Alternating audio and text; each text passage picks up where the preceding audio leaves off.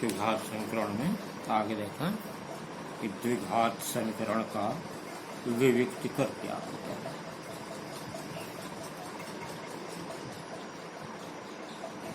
यदि कोई द्विघात समीकरण जनरल समीकरण ax square plus bx plus c equal to 0 हो तो इसका विविक्तीकर जो होता है वह d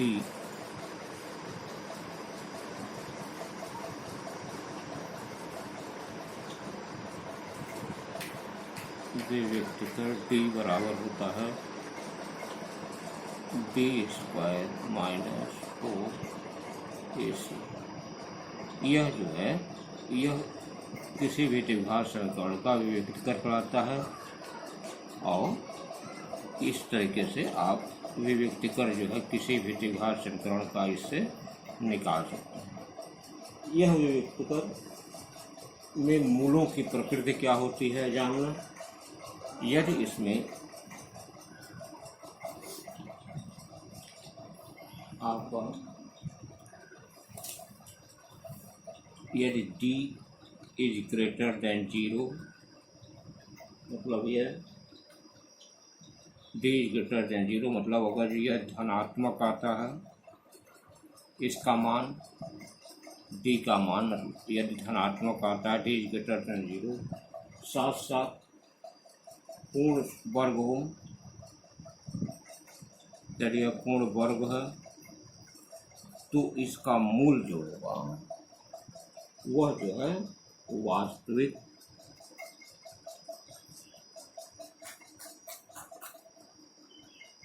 परिमेय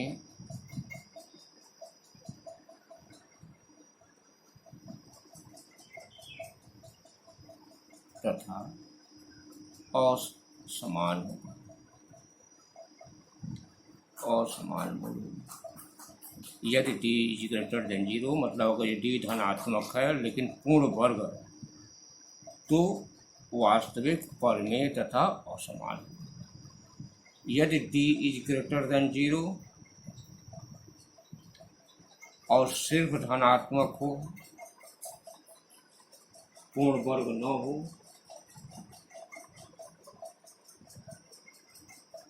पूर्ण वर्ग न हो तो मूल जो है वास्तविक अपरिमेय हो जाए अपरिमेय तथा असमान होगा। तो इसमें जो है इसमें सिर्फ यह हो जाता है पूर्ण वर्ग होने पर परिमेय हो जाता है और इसमें जो है अपरिमेय हो जाता है। तीसरी कंडीशन कि यदि d इक्वल टू 0 हो जाए तो क्या है वास्तविक परिमेय और तो इसका मूल जो होगा वह वास्तविक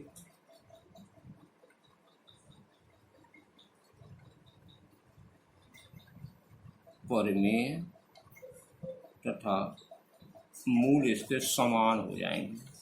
समान मूल होने का मतलब हो जाएगा कि d इक्वल टू 0 होने पर मूल जो होता है यह इसका समान हो जाता है और समान नहीं रह जाता और परिमेय भी होता है वास्तविक भी होता है। तीसरा कंडीशन है d इज लेस देन 0 मतलब मान इसका ऋणात्मक हो जाएगा। ऋणात्मक मान आ जाता है यदि d का तो इसका मूल जो है अवास्तविक अथवा काल्पनिक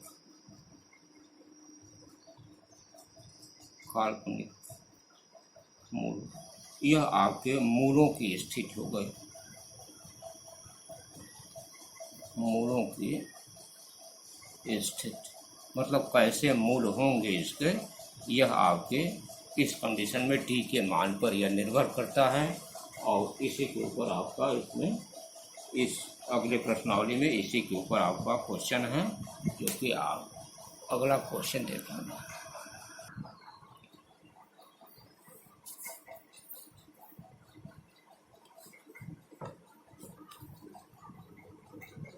प्रश्नावली 4.3 के क्वेश्चन है, जिन्हें आप देखेंगे और यह लगाएंगे।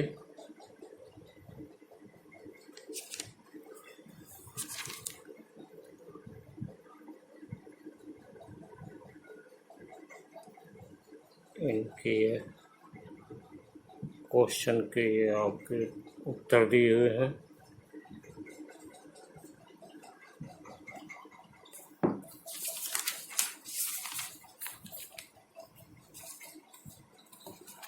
इसी प्रकार ये प्रश्नावली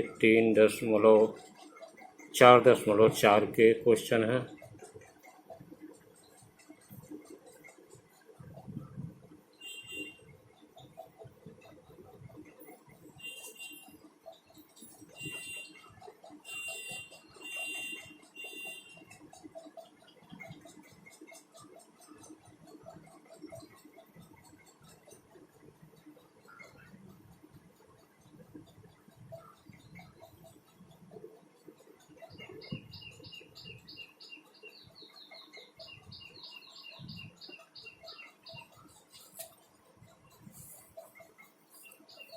संपूर्ण क्वेश्चन है, इनको आप जो है आप देखेंगे। प्रश्नावली 4.3 का पहला दूसरा क्वेश्चन ये सब आसान है, आप लोग कर लेंगे। तीसरे में देखिए हम एक क्वेश्चन बता देते हैं आपको कि इसका जो है आपको द्विघात समीकरण का व्युत्क्रम ज्ञात करना है, जिसका हम थर्ड पार्ट ये बता रहे हैं। 3x² -4 √3x - 4 बराबर 0 का व्युत्क्रम निकालना है। तो यहाँ आप देखेंगे पहले a बराबर 3, b बराबर -4 √3, c बराबर -4। यह आपका a b c हो जाएगा। अब आप व्युत्क्रम जो है d बराबर हो जाएगा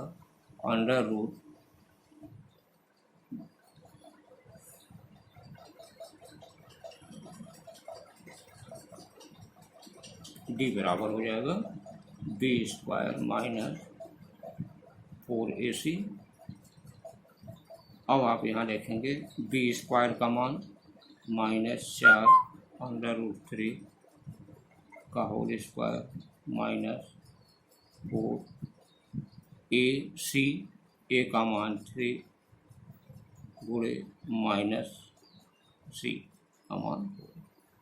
तो यह हो जाएगा, यह माइनस चिन्ह वर्ग करने पर ख़त्म हो जाएगा। 4 का वर्ग हो जाएगा 16 और √3 का वर्ग हो जाएगा 3 माइनस, यह माइनस और यह माइनस मिलकर हो जाएगा प्लस। 4 × 12 = 48।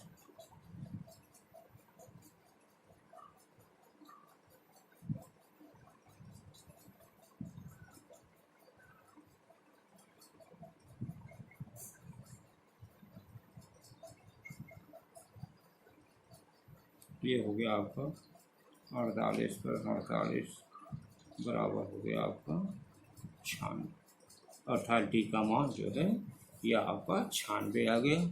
यह व्युत्क्रम निकालने का तरीका है। इस तरीके से आप सबका व्युत्क्रम निकाल लेंगे। इसके बाद हम आपको एक और बता देते हैं।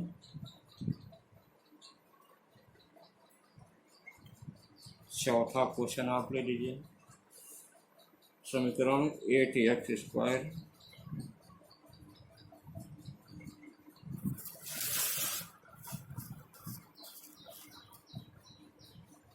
समीकरण 8x² -kx + 4 = 0 का व्युत्क्रम शून्य है।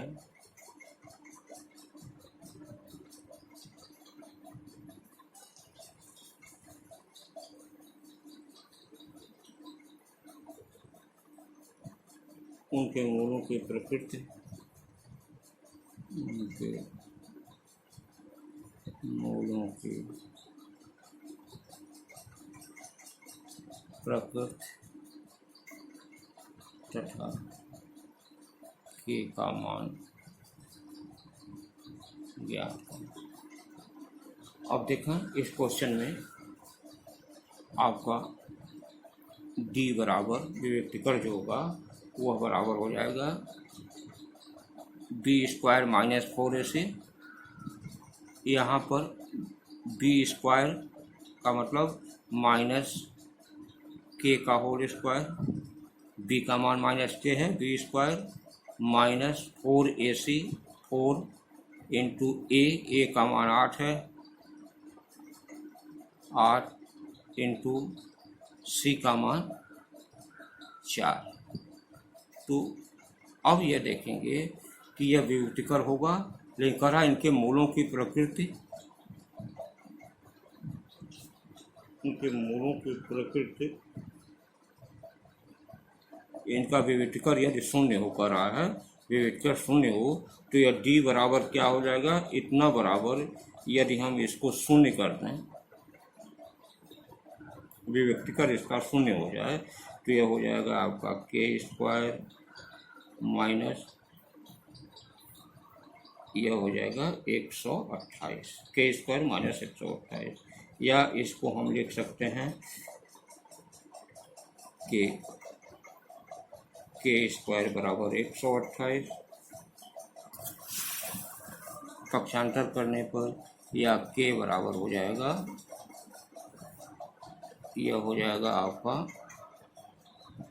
इसको लिख सकते हैं 64, के स्क्वायर बराबर 64 पूरे 2, या यह हो जाएगा के बराबर वर्गमूल लेने पर 8√2, लेकिन यहाँ पर यह प्लस माइनस हो जाएगा, plus minus 8√2।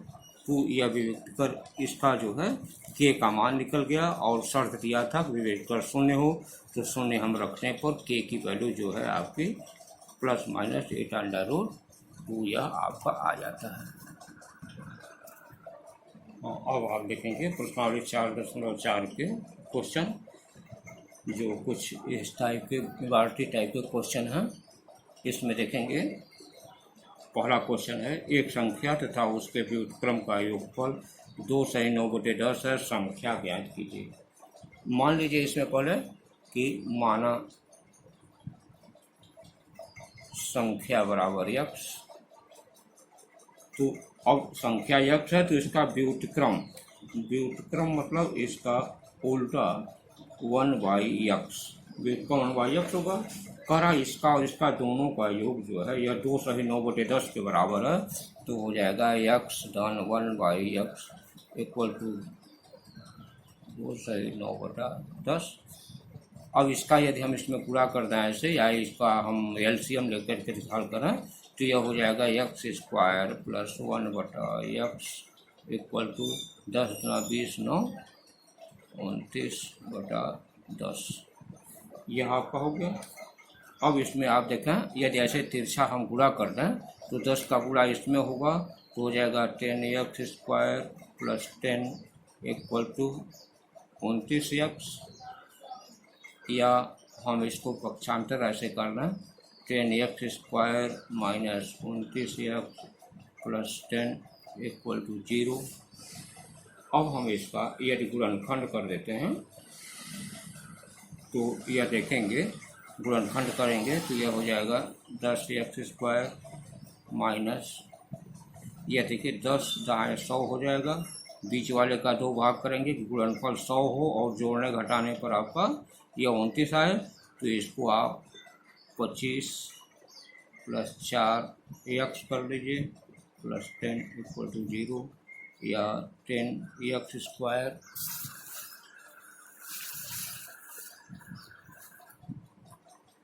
Minus 25x minus 4x plus 10 equal to 0, या 5x इन दोनों में कॉमन हो जाएगा, 2x माइनस 5 इसमें हो जाएगा, 2 कॉमन हो जाएगा, 2x माइनस 5 इक्वल टू 0, या यह हो जाएगा आपका 2x माइनस 5 और दूसरे ब्रैकेट है 5x माइनस 2 इक्वल टू 0। अब देखेंगे यदि 2x-5 इक्वल टू 0, तो x बराबर हो जाएगा 5/2। यदि 5x-2 इक्वल टू 0, तो x बराबर हो जाएगा 2/5। इस तरीके से आपका इसका मान जो है यह हल हो जाएगा, और यह x के आपके दो वैल्यू यह आपके आ जाएंगे, और वह संख्या जो होगी वह या तो 5/2 होगी या तो 2/5 होगी। इस टाइप के आपके 2-3 क्वेश्चन दिए हुए हैं इसमें, पहला, दूसरा और तीसरा, ये तीनों क्वेश्चन एक ही टाइप के हैं। इसे आप लोग अपने से हल कर लेंगे, जो नहीं आएगा उसे आप बताएंगे।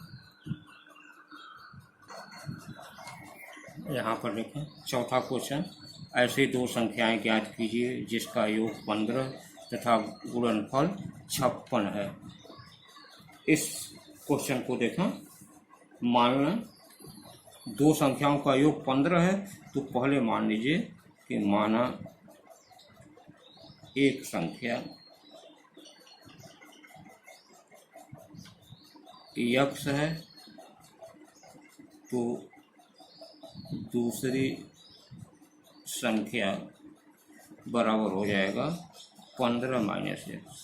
क्योंकि दो संख्याओं का योग 15 है, तो एक संख्या यदि x हो जाए, दूसरी संख्या 15 में से हम घटा देंगे, तो यह 15 - x हो गई।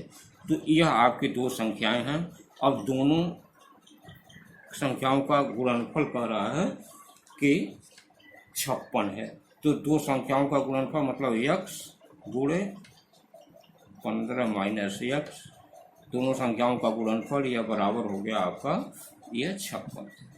अब इसमें आप गुणा कर दें तो ये हो जाएगा 15x - x² बराबर 56, या यह कहा जाए कि इसको यदि हम इधर ट्रांसफ़र कर लें तो यह हो जाएगा x² - 15x धन 56 बराबर 0। अब इसको हमने मानक रूप में ऐसे लिख लेते हैं, और इसके बाद इसका गुणनखंड कर लेते हैं। देखिए 8 × 7 = 56 हो जाएगा, और 8 × 7 इसको कर दें, ये हो जाएगा x² - 8 धन 7 × x + 56 = 0, या x² - 8x - 7x + 56 बराबर 0। यहाँ पर आप x कॉमन ले लें तो यह हो जाएगा x - 8 - 7 कॉमन ले लेते हैं, तो यह हो जाएगा x - 8 = 0, x - 8 और यह x - 7 = 0। अब आप यहाँ देखेंगे कि यदि x - 8 = 0, तो x बराबर 8 आ जाएगा, और यदि x - 7 = 0, तो x बराबर 7 आ जाएगा। इस तरह से यह x का दो मान आया। अब इन दो मानों में आप देखेंगे कि एक संख्या जो है, एक संख्या यदि आपकी 8 होती है, तो दूसरी संख्या 7 हो जाएगी, और दूसरी संख्या 7 होती है तो पहली संख्या 8 हो जाएगी। तो इसका मतलब कि इन दोनों का मान जो है यह 8 और 7, यह आपका मान आ जाएगा। तो इस तरह से आप इसको हल कर सकते हैं। हाँ, देखेंगे छठा क्वेश्चन देखें। पांचवा क्वेश्चन चौथे की तरह ही उसको आप लोग कर लेंगे। छठा लिखें, दो क्रमागत प्राकृतिक संख्याएं ज्ञात कीजिए जिनके वर्गों का योगफल 421 है। इसके लिए आप देखेंगे, माना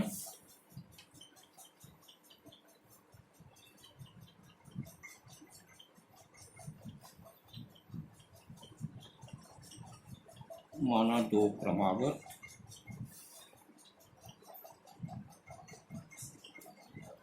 प्राकृतिक संख्याएं x तथा x + 1 है। ये मान लिया कि दो प्राकृतिक संख्याएं x और x+1 हैं और कह रहा है दोनों के वर्गों का योग। तो वर्गों का योग का मतलब x² धन x धन 1 का होल स्क्वायर, यह बराबर कर रहा है कि 421 के हैं। अब आप इसे हल करना, x² प्लस 1 प्लस 2x बराबर 421, या x² हो जाएगा जो जगह 2x² प्लस 2x, यह 1 को हम इधर ट्रांसफ़र कर दें तो यह हो जाएगा 421 माइनस 1, या 2x² प्लस 2x बराबर 420, या इसे हम कर सकते हैं 2x²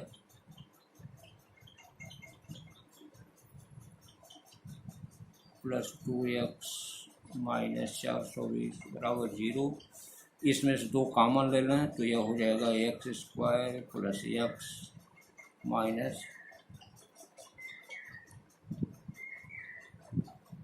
210 बराबर, यह आपका जो है ये समीकरण हो गया। अब इस समीकरण को हल करने के लिए आप क्या करेंगे,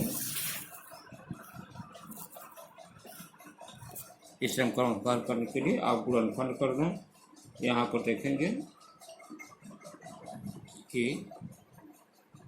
यहाँ पर 1 लाना है और यह 210 है, तो गुणनफल करने में आप इसको जो है कर सकते हैं x² प्लस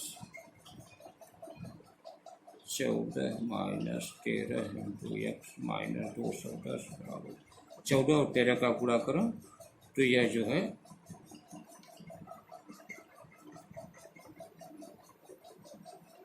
आ जाएगा, इतना 210 आ जाएगा।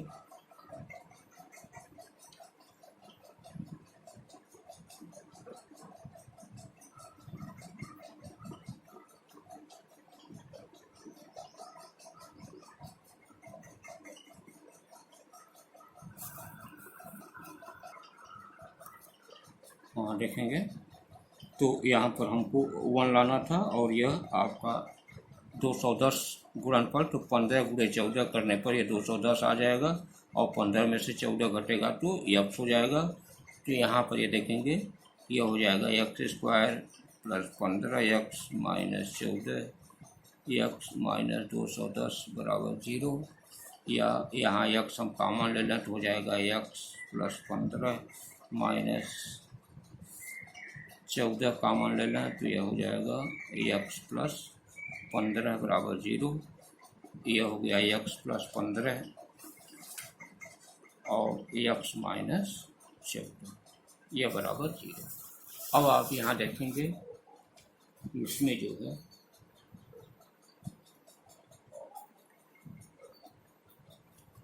यदि x प्लस 15 बराबर 0 तो x बराबर माइनस 15 और x माइनस 14 बराबर 0,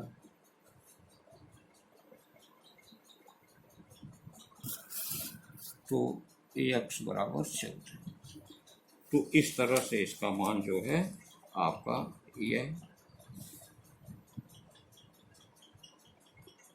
दो मान आपका x का जो है यह -15 और यह 14 आता है, जिसमें आप देखेंगे यह आपका मान जो है अगर जो यह रखते हैं x का मान, x पहली संख्या, यदि हम x का मान 15 रखते हैं तो दूसरी संख्या आ जाएगी x प्लस 1 मतलब -15 धन 1 x प्लस 1, तो यह बराबर हो जाएगी दूसरी संख्या बराबर -14 आ जाएगी। और यदि x का मान 14 रखते हैं तो एक संख्या 14 हो जाएगी, दूसरी संख्या हो जाएगी 14 धन 1 बराबर 15। तो क्रमागत संख्या में हम माने हैं कि यहाँ पर x और x+1, तो x का मान यदि इतना आता है तो x+1 दूसरी संख्या इतनी होगी, और यदि x का मान 14 आता है तो दूसरी संख्या जो होगी वही 14 x-1 15 हो जाएगी। तो इस तरह से 14 15 या -15 -14 यह दो संख्याएं जो है प्राकृतिक या क्रमागत संख्याएं आपके होंगे। लेकिन प्राकृतिक संख्या में आप जानते हैं कि यह जो है प्लस ही होता है, तो प्राकृतिक संख्या प्लस होने का मतलब कि यह आपका 14 और 15 ही आंसर होना चाहिए। 7वां क्वेश्चन देखेंगे। 7वां क्वेश्चन है कि हंसों के एक झुंड में से उनकी संख्या के वर्गमूल के 7/2 गुने तालाब के किनारे खेल रहे हैं और बचे हुए 2 पानी पर तैर रहे हैं। हंसों की संख्या ज्ञात कीजिए। इस क्वेश्चन के लिए देखिए, मान लेते हैं, माना कुल हंस बराबर यक्ष। यदि कुल हंस यक्ष हैं तो इनके कहने के अनुसार क्या है कि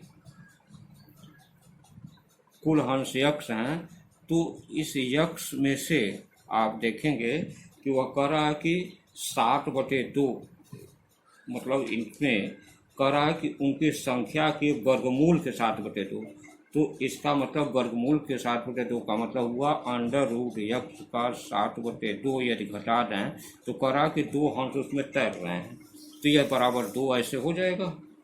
तो इसमें देखेंगे आप, इसको अगर हम इधर इस ट्रांसफ़र कर दें तो ये हो जाएगा x-2 बराबर हो जाएगा √x × 7/2, दोनों साइड का वर्ग करने पर, दोनों पक्ष का वर्ग करने पर यह हो जाएगा आपका x-2 का होल वर्ग बराबर 7/2 √x का होल वर्ग। इसका होल वर्ग आप खोलेंगे तो यह हो जाएगा x² + 4 -4x बराबर, यह हो जाएगा इसका वर्ग 49/4 × x। यह इसका हो जाएगा खोलने पर। आप देखेंगे कि इसे आप ट्रांसफ़र कर लीजिए तो यह हो जाएगा x²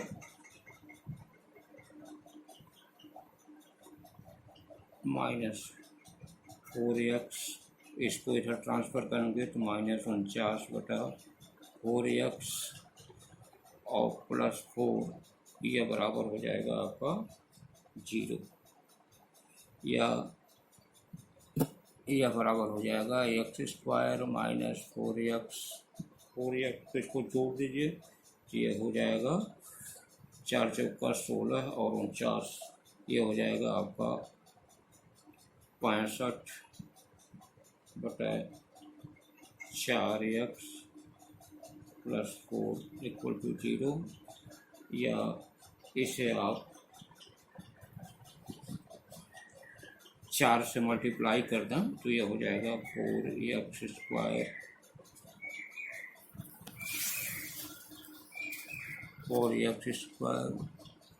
-65x + 16 बराबर 0। अब आप देखें, अगर जो हम इसका गुणा करते हैं 16 चौका 64, 65 का 2 भाग ऐसा करें कि गुणनफल 64 आए और जोड़ने या घटाने पर आपका यह 65 है, तो आप लिख सकते हैं ऐसे 4x² -64-1x धन 16 बराबर 0, या 4x² -64x -x धन 16 बराबर 0। इसमें 4 कॉमन लेना, 4x कॉमन हो जाएगा, ये बचेगा x